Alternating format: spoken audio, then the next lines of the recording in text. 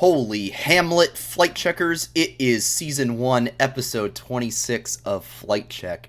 I am so happy to be back here with you all once again. I am Sandy Toes, one of your hosts of the show.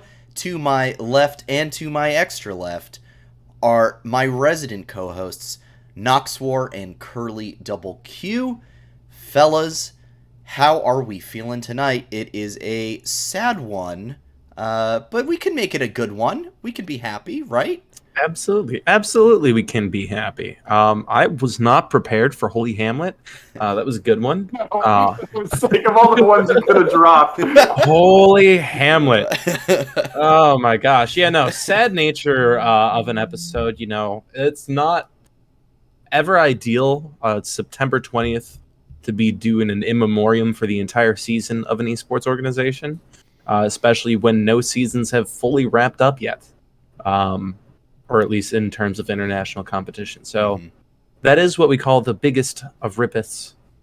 But otherwise, I don't know, doing fine. I'm doing good. I'm enjoying myself. As I told you guys before stream, I got a mattress in today, which is memory foam. Very comfortable. What's the brand? Not sponsored. Not sponsored. Not sponsored. I don't know. I picked an affordable one off of Wayfair, nice. And they said it would be here Monday, and now it's Monday, and it's here. And I unrolled it, and it's comfy. Very nice. Are you gonna get Are you gonna get a bed frame or just do the classic? The bed frame's coming. Okay, good. the bed frame. Actually, no. The bed frame. I'm super excited for the bed frame because it's coming on Friday, according to Amazon, but it's the same company that I got my desk from, and they said it would be a week, but I got it within 2 days. So it might even come Wednesday. But most importantly is, like, it really finally brings my room together, because when I was moving into this apartment, I was like, I want this room to be fully aestheticized. Like, it's going to just be my room. It's going to be Curly's room. Right. And so, yeah, we will be getting a bed frame. We are not just doing the classic college bed on the floor thing. Nice. Yeah, there's a Big Lebowski reference in there somewhere. But in your case, it's the mattress really ties the room together. So instead of a rug. I do have a rug that ties the room together. The rug also ties the room together. It all does. Nox, how about you? How was your week? I know you said before the show you were a little busy this week. What were you up to? Just nothing in particular. Just lots of just life stuff, you know. I would say the biggest thing that I honestly did this weekend was I finally watched The Fast and the Furious for the first time ever. Oh, the very first movie? I haven't seen a single one of those movies, in which case I finally watched it for the first time last night. I have to say, I enjoyed it. I've been missing out. You know, what's really interesting is that I also have barely seen any of them. I've seen the first two, and that's it. And I really enjoy them. I think they're actually pretty good movies. But from what I can tell, they are so different from what the franchise is now. Like the first movie, it's just like a drag race all the time. Like that's all they're doing is drag racing down the street. But not in space or anything. Yeah, they're not in space. Yeah. They're not pulling bank vaults through city streets or. That was Fast 5, right? I believe that was Fast. Hey, spoilers! Hold on. Yeah. Oh shit! Sorry. Because I really don't. I think honestly, my plan is I'll probably watch through the third one because everyone tells me the third one's the best because I think that's Tokyo Drift, right? Yeah. That's the next one on my list that I have to get to. So I want to say I've only seen Too Fast, Too Furious and Fast 5. Those are the only ones. Yeah, see, all I ever hear is Tokyo Drift is the best one, but what sucks is pretty much all of them are available on various streaming platforms and whatnot, except for the third one. You have to pay for that third one. Really? Really? Okay. That's too bad. Yeah, like, because I like basically mooch off my parents and friends, all the different services, right? And so it's like, I pretty much have everything outside of, like, Peacock, in which case I don't think you can even get it on Peacock. And so, like, you have to get it off of, like, Apple TV, or you have to, like, rent it or buy it from somewhere. I will say, technically, no matter where you're streaming it, you are paying for it, technically, even if it's... True. This is a fact. I just don't want to have to pay more money. That's right. Yeah, it's not like I'm just getting free Netflix over here, but you are correct. I don't have to pay an additional $3 or $4 to watch a movie. Sandy, watch out. Like, all the millionaires might be like, this guy's not paying us money for things. This guy's not putting more cash in my wallet. Nice. You're not keep finding family with services. No, I relate to that because since I'm 21, the big thing for a lot of college age people is getting that good old Spotify Hulu bundle. So I don't have Hulu, and everyone's like, just or Spotify Premium, and they're like, just get it. Like, you should get it. I was like, why would I get that when my family gives me Apple Music for free and Netflix for free and Disney Plus for free, like all that, Very fair. So I get that. Get the family with the services. Just like, as long as they're giving them to you, don't worry about anything else. The trick is to find yourself a significant other who has all these streaming services that you don't have, and then you combine your powers, and all of a sudden you have all the streaming services together, and you just, you share each other's accounts. That's the real trick. So honestly, can confirm. Personal experience. Can confirm right now. It's how you do it. Yes. That's fair. I'll whenever I get around to that first part, I'll let you know if it runs. There's a significant step before you get to the, hey, can I have your HBO Max password? I mean, look, I'm not going to say anything, but like, it might be sooner than expected. But okay. But all right. Interesting. Well, maybe if we have a Flight Check Love Edition, we will we'll be able to Love Edition. We might be able to get to that. But this is a show about Flyquest, the organization. We are fans first and foremost, not experts, but we do have opinions, and those opinions we believe are valuable, and that is why folks tune in to hear us talk about our opinions on the org and how it's been doing. You can follow the show on Twitter at FlightCheckCrew. It's probably going to be a little dormant for a while, but we'll still be doing shows and making content and talking about all things Flyquest, especially if any news starts popping up in the next few weeks and months. You can follow all of us below on our Twitter handles that you see there. The show is on all your favorite streaming platforms as well, and the VOD of this show will be up on YouTube later, just in case you have to check out halfway through or something like that. Well, let's get to the first part of the show. Let's just talk about the end of everything.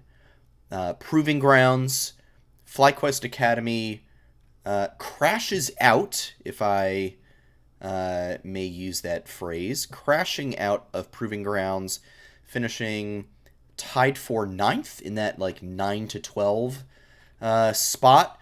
So Nox, not the best showing, certainly far away from what we were hoping for, and some of our predictions even, except for you. You did call this exact scoreline. Exact scoreline in exact fashion that I thought it would happen. So, first question for you. What demigod are you sourcing your prophetic powers from, and how do I get in contact with them? Second question for you is, where did it all go wrong? How did we get here? Well, one, Hades, because he likes to torture me, because when I want to be right, I'm wrong. And when I'm right, I don't want to be. So clearly, the demigod or god of the underworld, per se, is basically where I'm getting my prophetic visions from, because I get them wrong when I don't want them to, and I get them right when I don't want to. So Hypnos is telling you the results, huh? You're down in Tartarus. Sorry, I know an obscure amount of Hades in Greek mythology right now because of Hades, the roguelike video game. Yes. That my friend has on Switch. You just pick up on stuff when you play it for a while. But yes. I want to get that game, but that's a side note. That is a side note. Yeah. So you're getting your information from Tartaros, is what we're hearing. Pretty much, yes. And so finally, the visions came to me the week before, and I woke up in a cold sweat, and it was like, there it was, Flyquest 1-2 against Golden Guardians. I was like, oh no. And I willed it. I was like, anything but this, please. What do I have to sacrifice? Do I have to sacrifice my ability to play TFT? No, already given that way long ago. I had nothing left to give. I had nothing. I couldn't save the team. It was done. It was gone. Flyquest is out. I'm sorry. It's on me, guys. I couldn't do anything to change the fate. It's truly disappointing. Next year we are going to need you to start sacrificing to a different deity, just because we're going to really need those prophetic powers to work for the good of FlyQuest.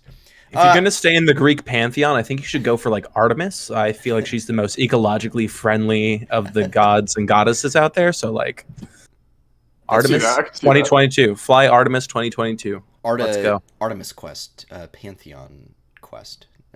Oh, true. Actually, I should just be praying to Tim Kench. Rhodes completely. Oh, yeah. I have not been playing. Our Lord and Savior, Tim Kench. No, Rode. Oh man, I'm sorry. Yeah, Rode. You know what? I realize my mistake now. I realize where I've gone wrong. I have sinned. We should have been praying to Tim Kench all along, all season long. Let's talk about the series just a little bit. Just to get some final words on it, and maybe just the tournament as a whole then. So comps that we went with in this series. So basically putting Philip on 3 different champs, the Camille, the Jace, and the Wukong. We got to see Dreams on the Rakan mostly, and then a little bit of the Thresh. We got some all over the place for Johnson. We got the Varus, the Vayne, the Aphelios, triple kind of on those control-y mages, and then like a LeBlanc, and then finally NXI on the Viego, the Graves, and the Nidalee. So, I mean, what I'm taking away from in this, just looking at all these comps, we played a lot of different champions just in this series alone. Like, that is like 10 to 15 different unique champions within a 3-game set. But all kind of focusing on similar ideas, I think. Curly, I mean, just looking at these comps, to me it looks like a lot of it is setting up Johnson for success, but also giving us some late game utility with the Rise and the Azir. But I'm more curious as to how you feel about these top lane picks, like the Camille, the Jason, the Wukong, into respectively Pantheon, Gangplank, and Camille. So actually, yeah, when you were starting to present to me, one thing I was going to say is I actually think we were trying to set up Philip for a little bit more success, because all of these picks are what I kind of see as classic lane bullies, where they can have some very powerful early games and then just scale up accordingly. And then especially like once you get to late games, if they're fed well enough, they're just really unstoppable forces. And so that's kind of what I saw there. I think we were really trying to enable Philip to not be as much of a weak, tanky player and more of an aggressive playmaker. But I do also see where we're setting up Johnson, too, by giving him the Varus, the Vayne, and the Aphelios, all very big, bursty, lethality-based champions. They're basically, you want a health bar? No. You don't get that health bar, Yeah. And so I think those were the 2 prongs we were trying to play through. Or at the very least, definitely playing through Johnson, because the previous week he did, well, correction, not Dignitas, with Zeus. He did really, really, really well, and I think we were trying to bring that back and focus on him. And I can see why we would do that.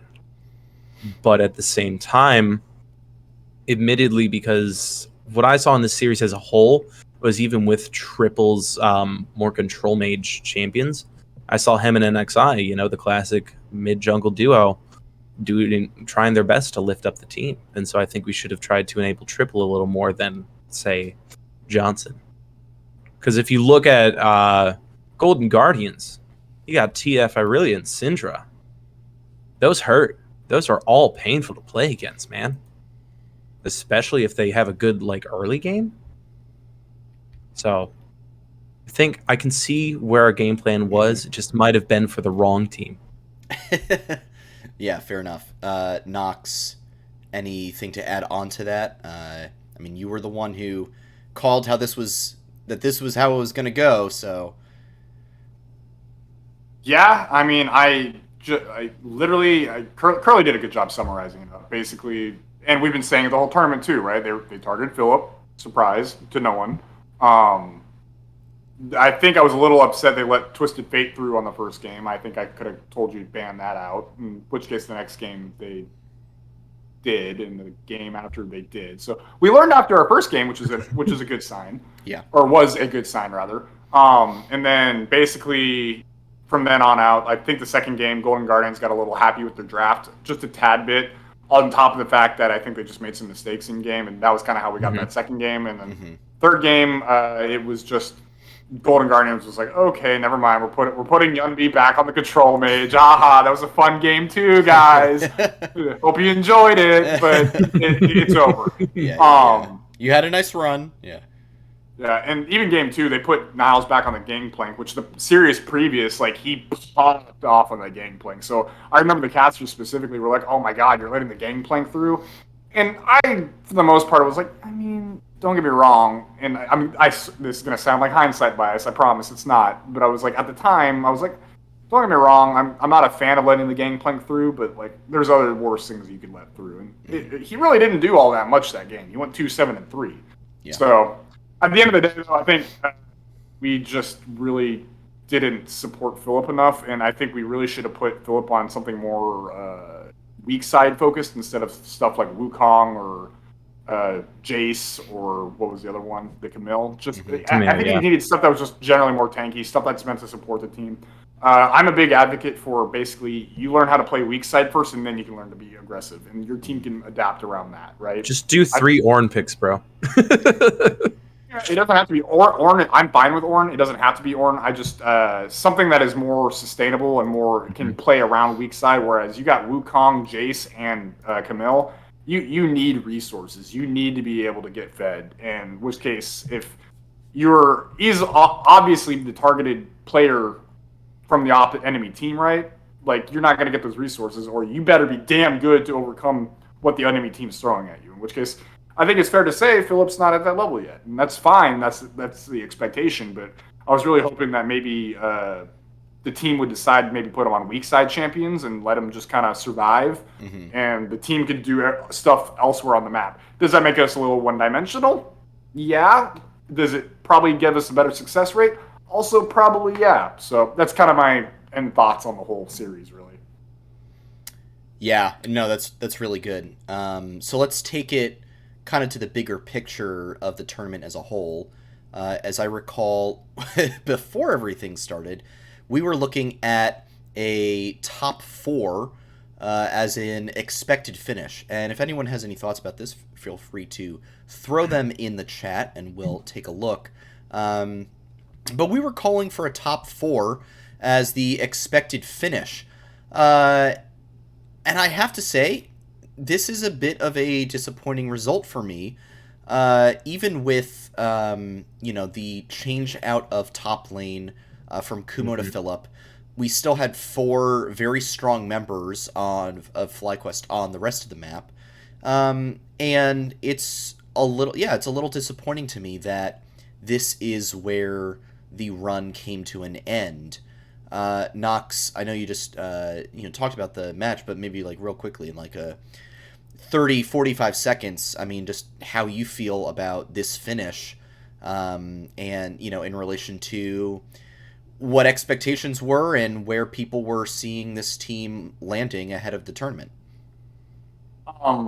Straight up sucks. I really had higher hopes for this team, but however, I also think it kind of came down to the fact that teams were able to read Flyquest now with Philip in. You didn't have Kumo in, who was able to provide a lot of the shot calling support and kind of sustainability that he offered to the team at the time. Obviously, kind of threw out that synergy a little bit that we had been hyping up this entire year, right? So at the end of the day, I'm not surprised. I just was really, really just kind of sad. That's all I can really say. I'm just sad about it. But at the same time, I'm not surprised. Yeah, Curly, I'll just throw the same question over to you. I mean, I know I was disappointed in the whole thing, but yeah, you. For me, I mean, honestly, I'm going to be real. I was just the second we lost to Dig, I got quite disheartened. But ever the optimist, I tried my best to put all my energy into the Golden Guardians games, and yeah, no, I am pretty upset myself about this turnout because I think initially I was so confident in this team's ability to like not just make top four, but like actually go all the way and win it and be like, who cares about Academy playoffs when you win proving grounds? And definitely did not do that. But still love the organization, still love the players, and if anything, um, I think it's all right. Not where I wanted them to be. Like I said, top four, top six, even is low expectations. But when you fall short of expectations, I think the only place you can go, hopefully, is up. So just need to figure out how we can surpass them next year. You know? Yeah, for sure. No, I think that's a good takeaway. And I think one thing I saw in this tournament was a lot of teams that surprised everyone else. I think Dig and Golden Guardians Academy are the two that stand out to me as teams that really improved from their regular season showing, and they improved with the meta. They improved with their training and their practice, and they just got better. And kind of took the tournament by storm. Golden Guardians Academy now in losers finals. So, well, not losers finals, but kind of like losers semis, basically. So, you know, they and Immortals Academy too.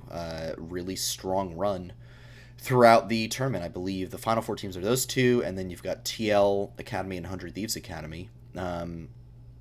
Basically, as I would say, two teams that people would expect to be in top four, and two teams that I don't think people would have expected to be in top four. But sometimes the meta just fits you, and you go with it. I think another thing, at least for Golden Guardians, I haven't really kept track of the Immortals Academy at all, but at least for Golden Guardians, I know for a fact they brought in extra coaches for their squad. So I'm not really surprised too much by their like late season resurgence. So if anything, like props to them. I think it's clear that the coaches are doing some major work for them right now. Especially because they're doing a losers bracket run. Like they lost in the first round and then have just kept winning. Yeah. So did Immortals. So I'll be very curious to see how this match turns out. If we want to do predictions real fast, and then we can get into like the actual Flyquest stuff. If you guys want. Yeah, I mean, I'm happy to do some quick predictions. I mean, I'm going to say Golden Guardians 2-1, and then it's best of five. Oh, best of five. Dang it, 3-1. I know. 3-1. Okay. 3-1, and then TL takes it 3-2 over 100 Thieves Academy. For me, with the Golden Guardians Immortals game, I think it's going to be also a 3-1 in favor of Golden Guardians. Just because I don't know, I want Niles and Newbie to get their just desserts and be able to potentially have their shot at the finals. As for TL 100 Academy, I like the narrative of 100 Thieves beating TL twice in the LCS and LCS Academy. So I want it to be a 3-0 100 Academy. Okay. I'm going to go, just to be different from y'all, Golden Guardians Academy 3-2. I think Immortals is scrappy enough to take 2 games off of them, but I think Immortals, with their improved coaching staff, are going to end up coming out on top. Especially with how good Prismo's been looking. I think he just kind of outshines most people in the bot lane. And then, at least for the 100 Academy versus TLA Academy, I've not been super impressed with TLA. I know they're still in the winner bracket. They've done nonstop winning, but they got against Dig Academy, who's now out, and I thought they didn't look all that great. So I'm actually kind of leaning 100 Academy on this. So I'm going to go 100 Academy 3-1. Okay, I like it. I like the I like the different takes on it all. When's the grand final? Are we gonna It should be this Sunday. Okay, so then who's going to win it all? Just of these 4 teams. Of these 4 teams, Man, that's hard. I honestly, I think it's going to be 100 Academy. so I'm going to say... I don't know, like... I'm going to say 100 Academy too, and I know I just said TL beats them in winners finals, but I'm going to say... But they come back up from semis? They come back up from losers finals and then beat TLA in the grand final rematch. That's what I'm saying. I'm also saying 100 Academy. I love it. We're giving you props there, 100 Thieves fans. We're giving you some points, so don't let us down. Your team made it to Worlds, and your team is about to win Academy Worlds. You heard it here first. Maybe a premonition of what's to come in the actual World Championship. We'll see. Well, we are going to turn our attention now to the Flyquest season in general.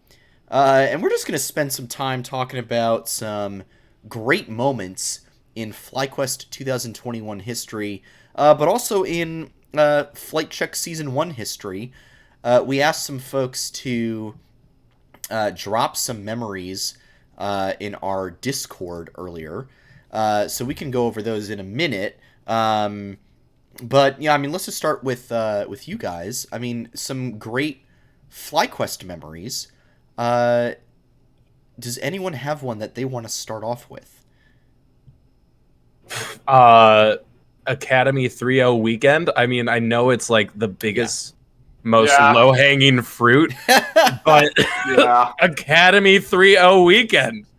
That shit was fire. Pardon my language, but that, like, even though we're in this moment now, just remembering the way I felt that weekend is making me so happy, because it was such a, like, turnover for everything, for Flyquest, for the major teams, for LCS as a whole, for the way we view roster swaps and Academy teams, like just everything. It just said LCS summer was already crazy, and it just made it even crazier. And so, oh my gosh, especially like I think about the triple TP. Yeah, so much. Yeah, the triple LeBlanc TP. Yeah, it's this man said no, stay there.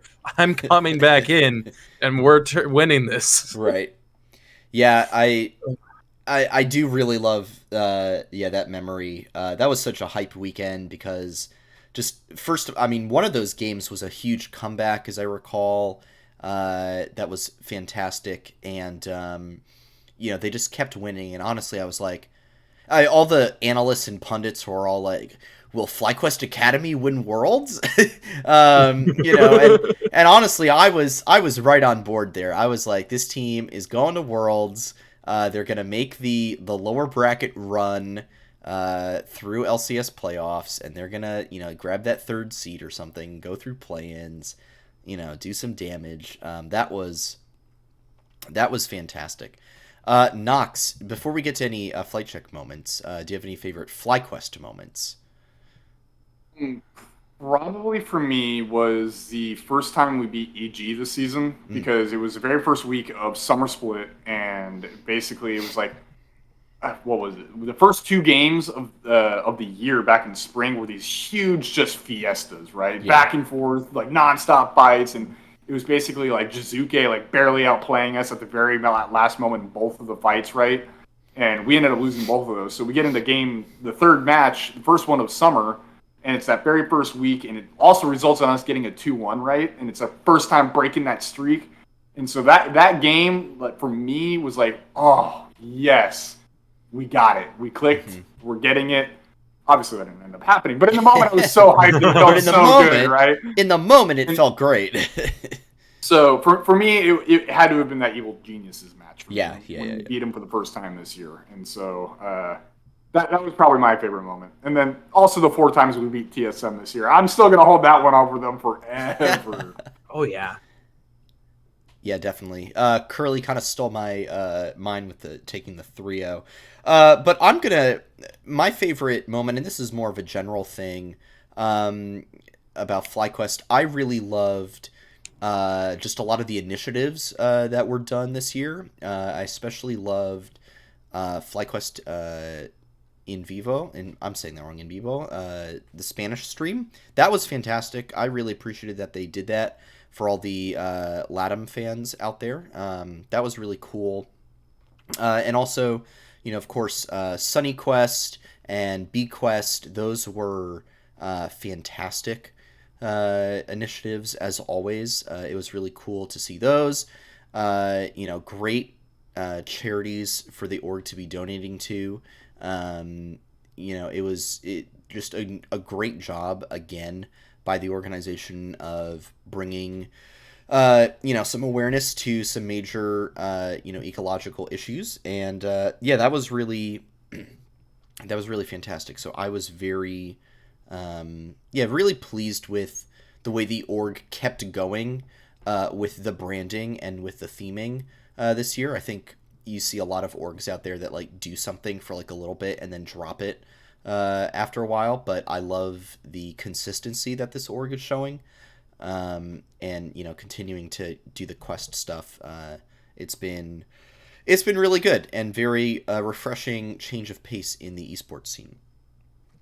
All right, so I have to. Oh, go ahead. I was gonna say the one thing about this org has been like even though the level of play has not been all that great, the org's presentation and branding has been nonstop, on 100% nailing it all the time. Yeah, literally, we are just like, I want to say, the best brand in the LCS, hands down. The only competition is 100 Thieves. Yeah. That is the only, no one else matters. Respectfully. Respectfully. Okay. I'm going to shout out Road Roller, a frequent Flight Check viewer and Flight Check Discord individual. A frequent flyer, if you will. A frequent flyer. Frequent flyer, first class. Who, I'm going to read off some of these Flight Check moments that have occurred through the year, through our very first season of the show. Number one, this isn't quite a Flight Check moment, but it's still pretty good. Number one is Nox's girlfriend being one of the best pick'ems people all season long. That was definitely consistently so good. Way better than any of us at pick'ems. She beat all three of us all three times. She did. Right? She absolutely stomped us. It wasn't even close. Did she even beat me in playoffs pick'ems? I think she. Let me double check. Keep chatting, but I think she did, Curly. Because in playoff pick'ems, I knew I actually did well there because I'm struggle with reading the season as it's going on because it changes every week, but I can do playoffs. yeah. And I know I bombed out of playoff pick'ems. That was. Whew, that was I did not have any of those correct. I did very poorly. First 2 rounds, I was like, I looked at your score. I'm like, where's Sandy? And I was like, oh my god, he is Sandy trash when it comes to playoff pick'ems. Do we have? No, she still beat you by 1 point, Curly. Sorry. See, there it is. Time for a second. Yeah. Nox's GF confirmed superior to all of us. Knox, you got to make sure she listens to this or watches the VOD because next season I'm coming for your spot. I'm coming for your spot. There it is. I usually rewatch these at some point, so I'm sure I can make sure I play this part for her so she hears it. Nice. Number 2 on Rhodes' list was my impersonation of Curly.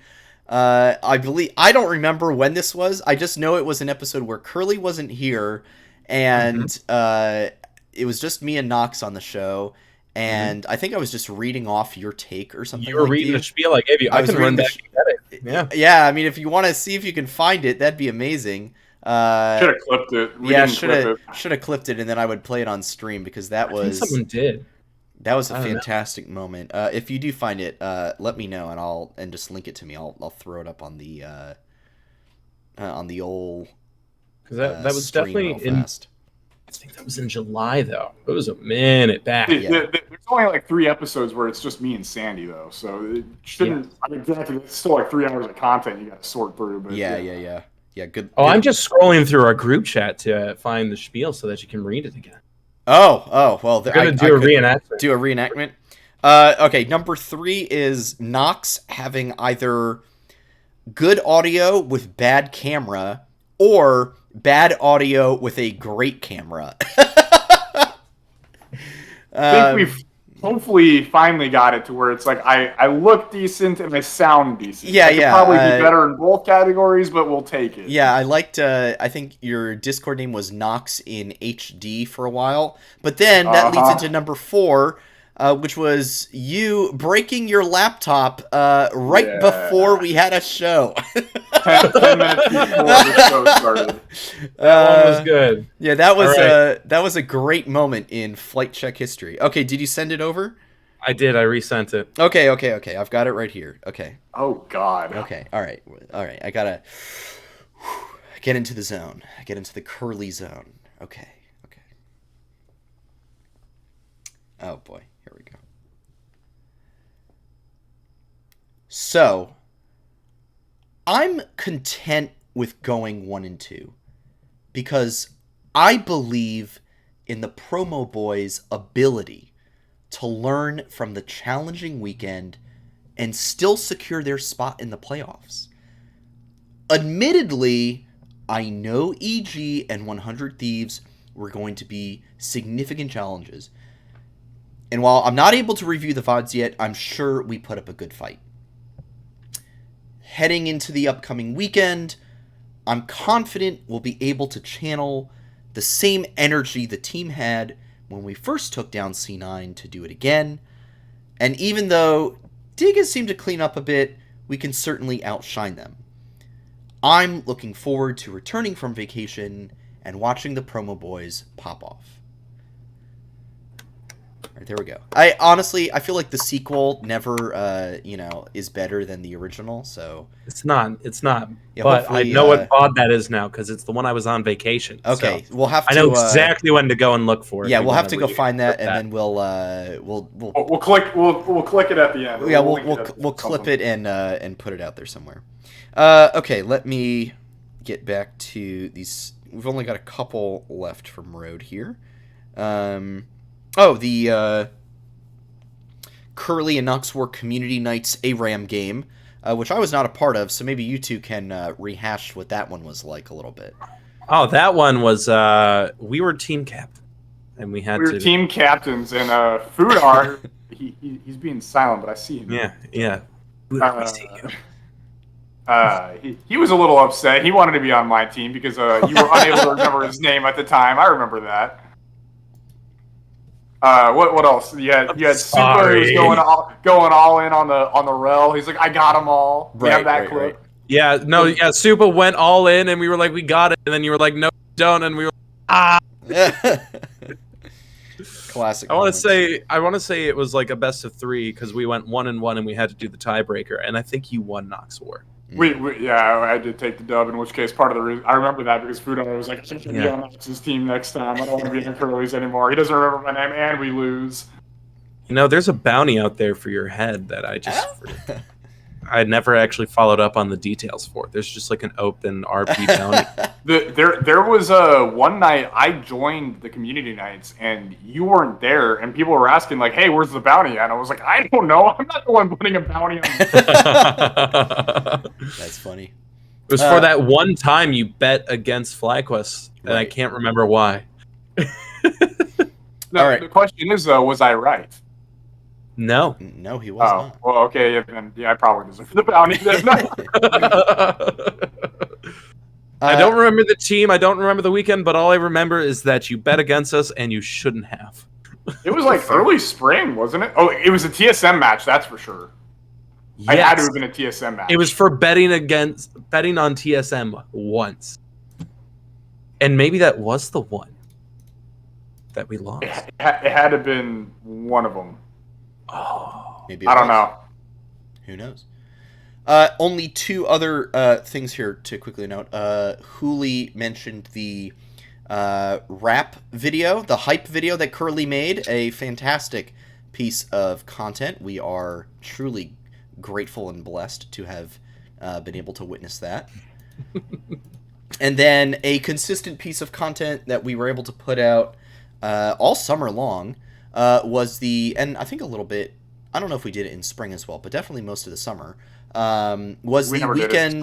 Yeah, was the weekend forecast, which was a fantastic effort from Knox and Curly, tag team duo of work. That was great stuff. I know you guys are really proud of that. I'm really proud of you guys for doing that consistently. That was really awesome. Looking forward to seeing more of those next season as well. Should be great. You know, hopefully even bigger and even better. So,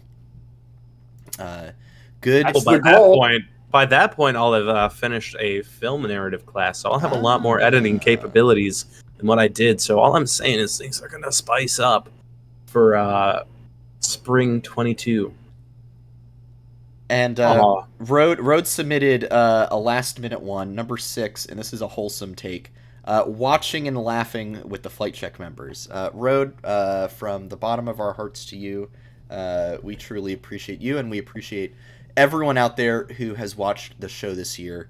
It's been an absolute blast. We're not going anywhere. This is not the end, certainly. We have much more to come. We've got a few cool things coming down the pike. But let's just take a moment now and kind of reflect on Flyquest as a whole for 2021. And just to get some context, this is going to sound like our episode with Prime that we did over on his show, but just kind of like reflecting on the season a little bit. You know, coming off of our 2020 Worlds appearance, going 3-3 respectably, I would say. I think it was a very respectable showing. Sucks that we couldn't beat DRX, but yeah, a respectable 3-3. And the entire roster blowing up and going its separate ways.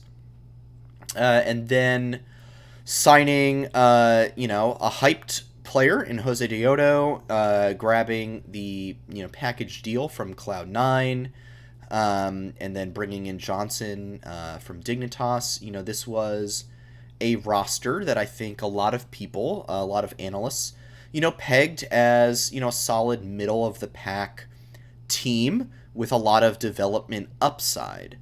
And we knew it was also going to be a long season where, the record carried over from spring to summer.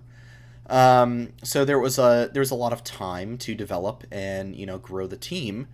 And then a lot of things occurred. We had a few changes. Summer got very interesting right at the end, with a bunch of lineup changes and various other things. But I guess, Curly, I'll start with you. Just like thoughts on 2021 as a whole. Like, how would you kind of describe this season? So for me, from my perspective, I came into this having a very surface level understanding of LCS, of LoL esports, having only really watched Worlds last year, and maybe a couple Flyquest VODs here or there, after I decided on them as my team. And so I saw from the get-go that we had a whole new roster. So I didn't have any expectations at that point because I was like, all right, I can't gauge it. I don't know who half these players are just because I don't know the scene. And when I say half, I meant literally all of them. But anyway. And so for me, I feel like I have a little bit of a unique perspective because I grew in my knowledge of LCS as the season went on. And so I was able to get better opinions about how things work, and how the players performed. And so admittedly, at the beginning, when I didn't know much, my expectations were also middle of the pack, if not relatively low. Because I was like, without the players' quality alone, I'm just like, this literally isn't the team that just went 3-3. Like, it's not fun, like, in components. It's all new people.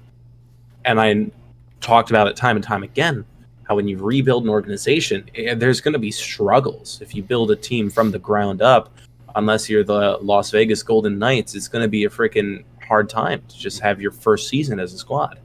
Nice hockey reference there. Thank you. I see you. I see you. But because like that's the only case that I know in like modern sports or esports where a brand new organization really successful, and that's just because they paid for all the top players because they had the wallet for it.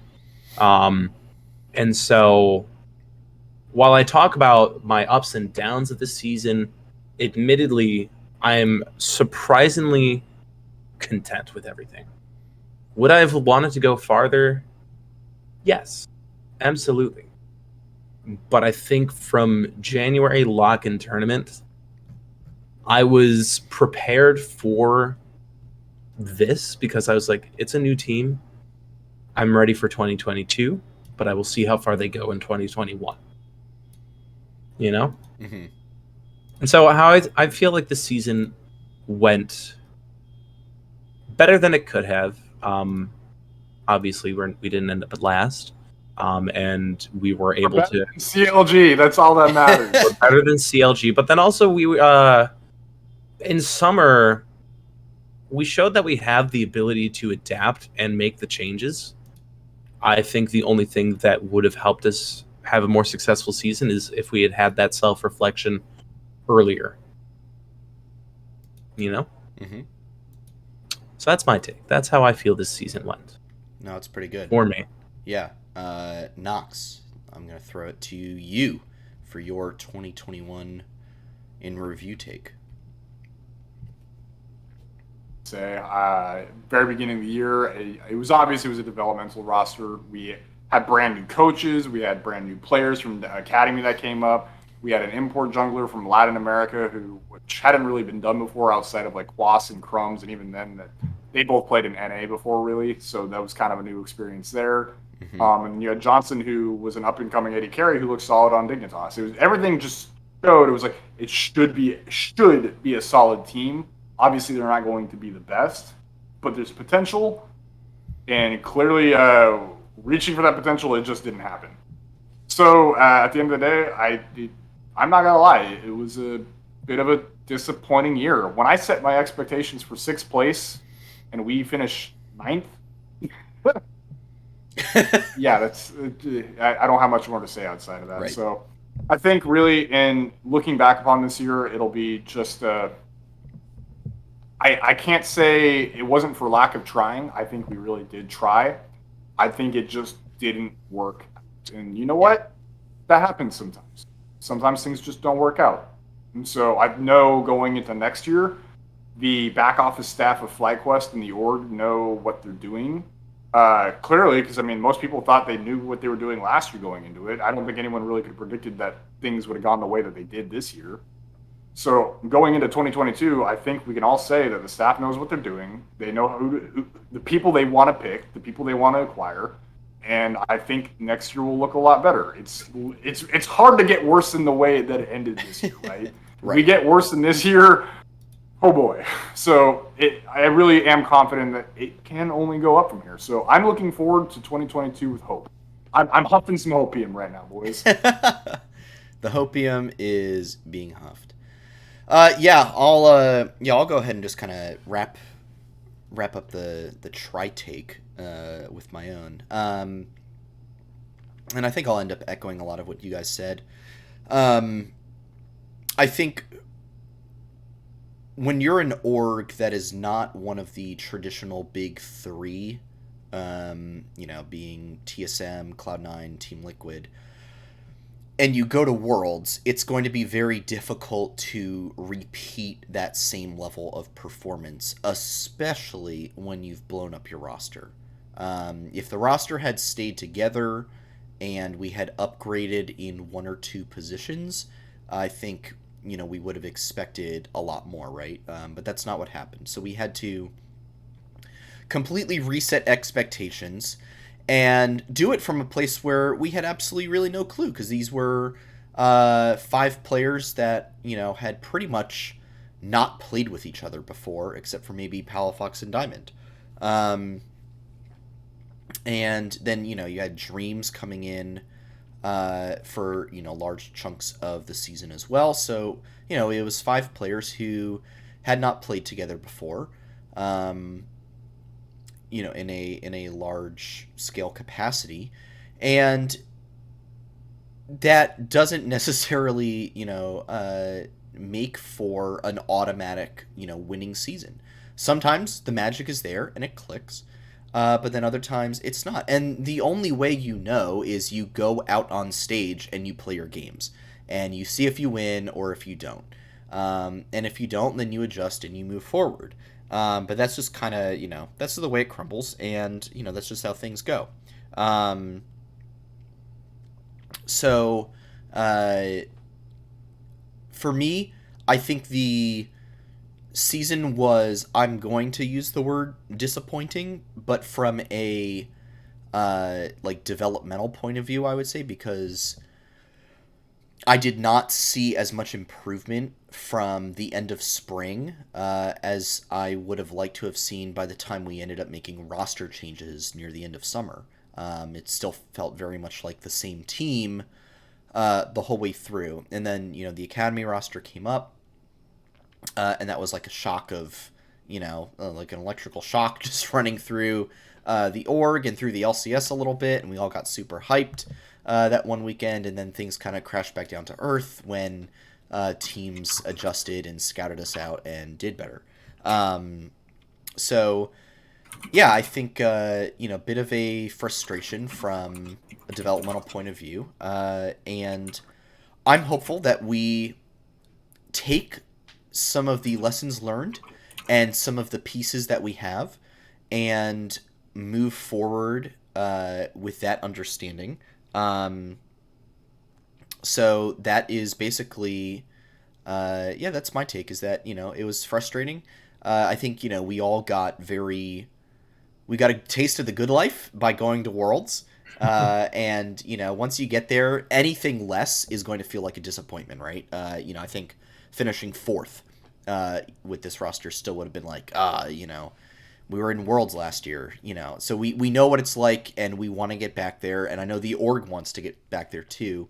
So I'm hoping that Nick, GM, works some of his GM magic and brings in some good players, makes some good moves, and we'll be doing a little bit of our own GM episode in, I believe, next week is the plan. So yes, sir. Be sure to tune in for that. That will be a good time. I will certainly enjoy a little bit of that theoretical. We'll have a nice little layout for that. And that's about it for my take. Is there anything else that we want to wrap up the show on?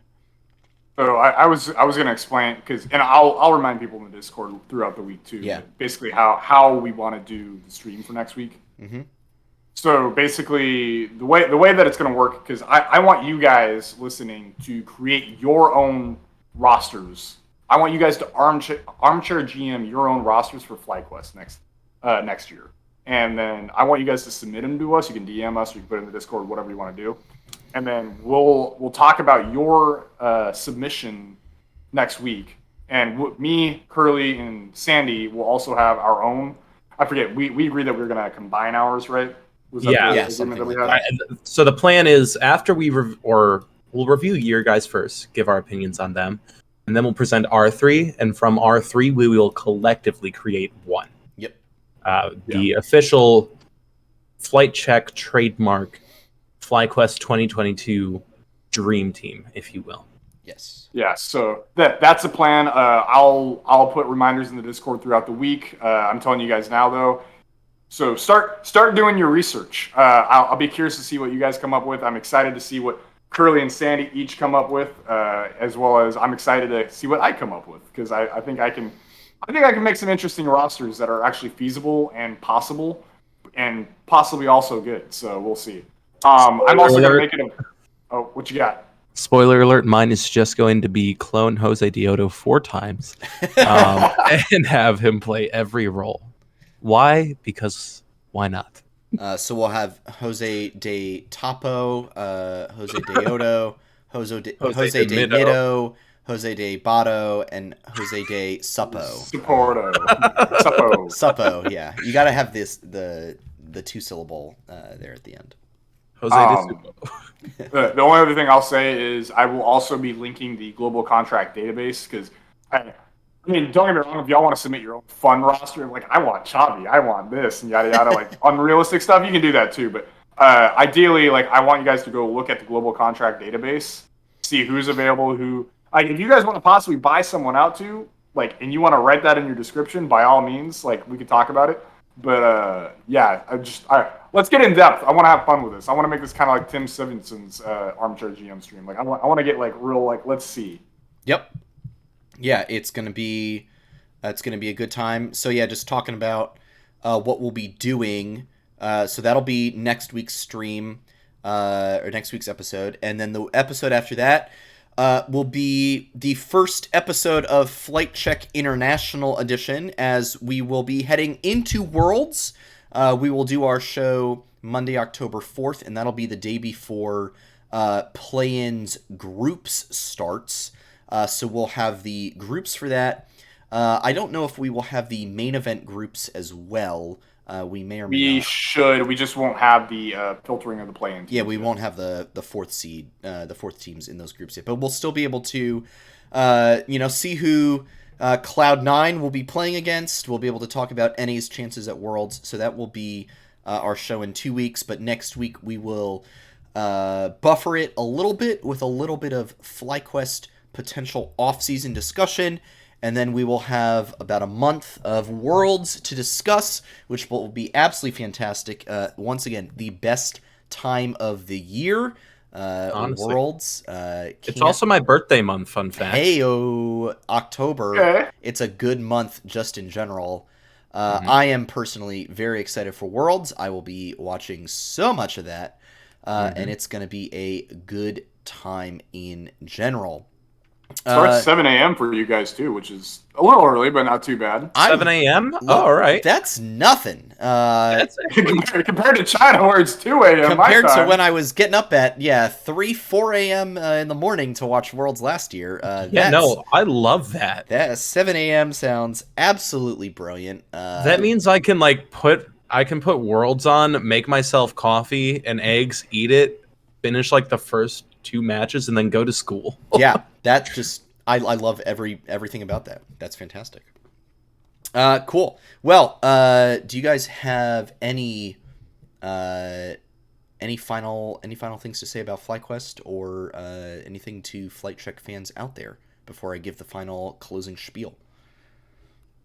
All I will say for Flyquest community and Flight Check community, and I'm gonna throw 100 Talk into this because they were the fatherly hand that lifted us up and got us on our feet. They have given us the training wheels, and they were there when they came off.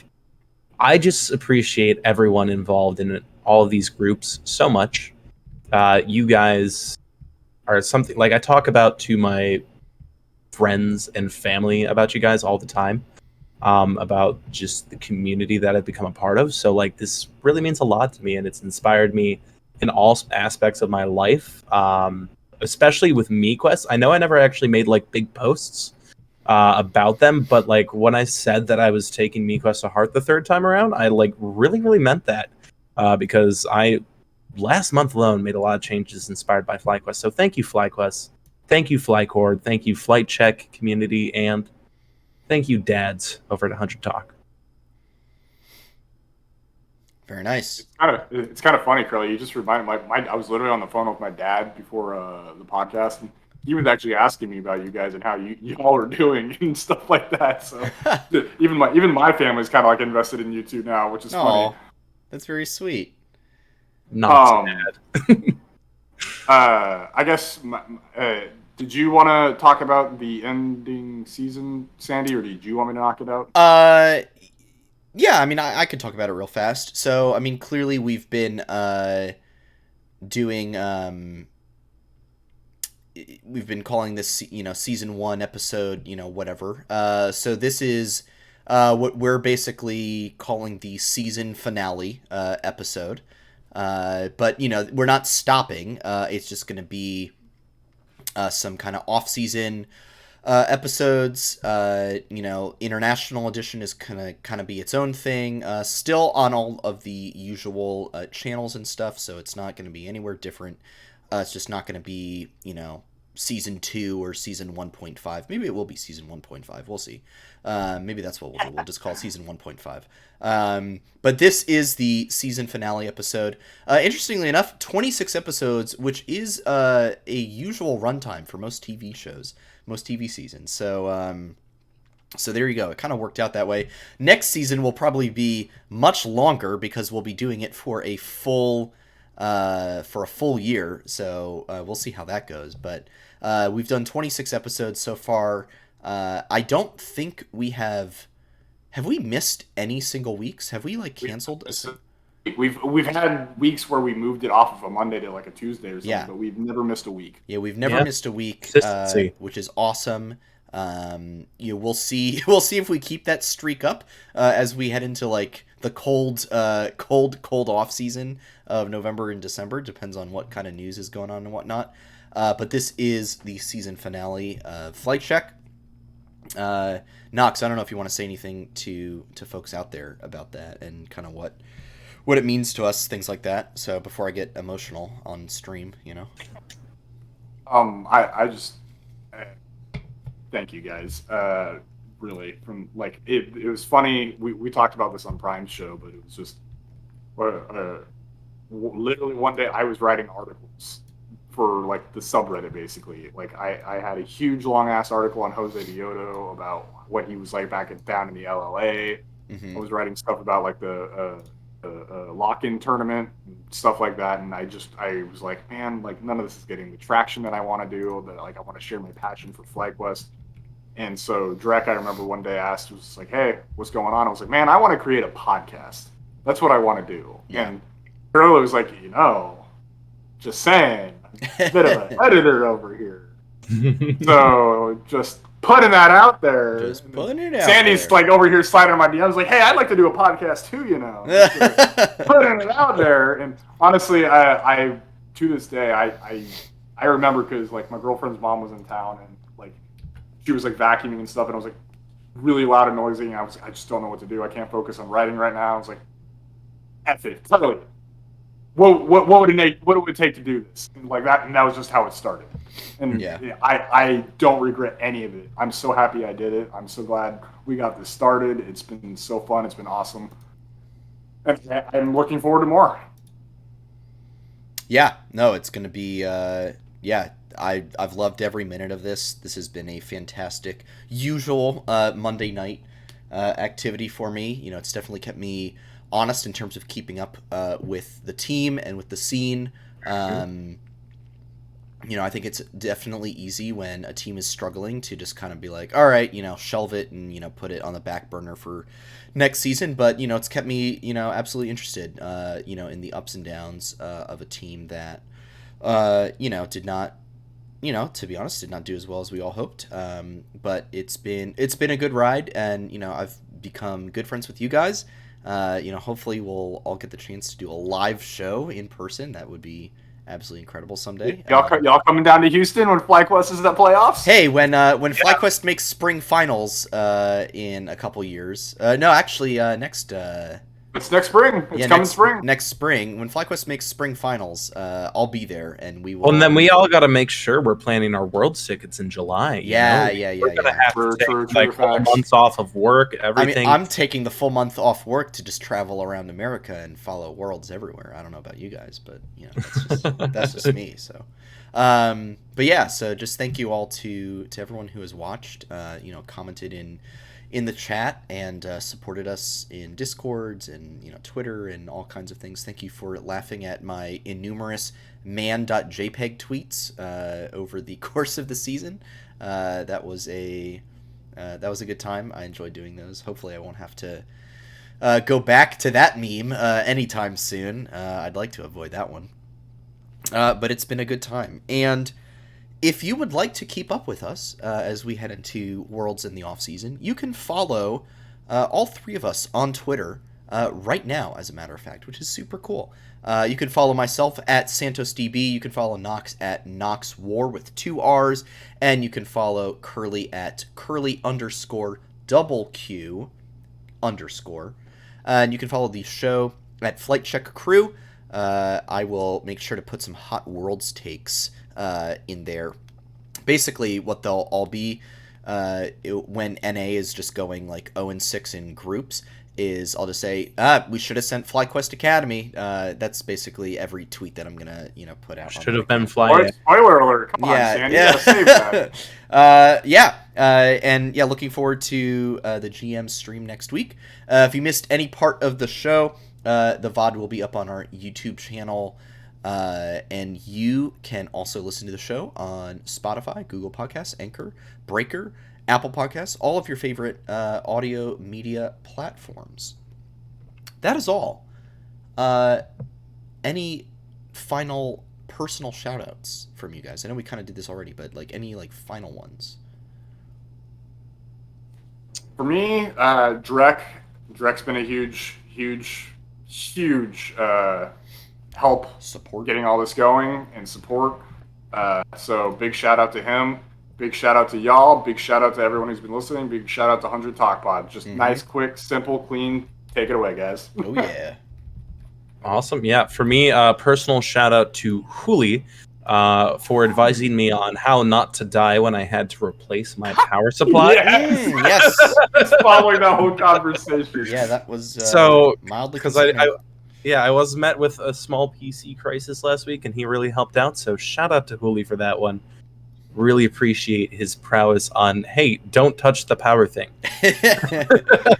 Hey, don't touch the part that's exposed and could kill you. Yeah, we don't want that. We love having Curly around. And for myself, just shout out to these two guys for just being positive sources in my life. I really have appreciated every moment in every episode spent with you guys. I mean, if you think about it, 26 episodes, clocking in at around like an hour, and change each. That's like maybe 30 hours plus pre and post show when we've talked about life and stuff like that. We've known each other for nearly 2 days now. I mean, it's holy shit. It's been that's a lot of time just spent talking together, and it's really nice to have friends in the esports scene. It's very underrated. If you guys don't have friends in the esports scene, go make some. It's probably easier than you think.